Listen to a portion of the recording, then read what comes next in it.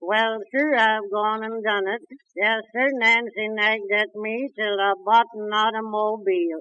It come one day last week, and Nancy ain't been as tickled over anything since her crazy quilt took a prize at the county fair as she was over that joy wagon. Well, I felt it in my bones I'd made a fool of myself or soon would, so next day I filled it full of gasoline and got all ready to take Nancy, Jim Lawson, and Ezra Hoskins out for a ride.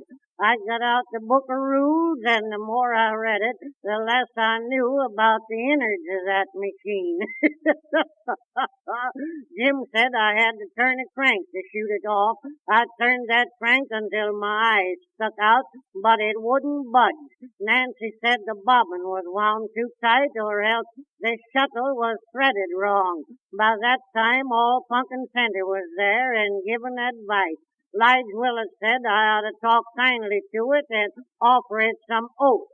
Hank Weaver said I ought to lead it around for a spell until it got to know me. And Cy Pettingill said maybe I hadn't watered it yet, and Deacon Witherspoon wanted to offer prayer.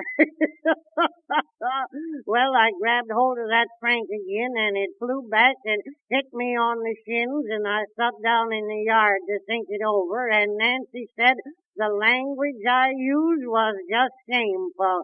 Just then Jim Lawson said, "Don't this plug go in somewhere?" We found where it went, and I turned the crank, and that machine began to rear and snort.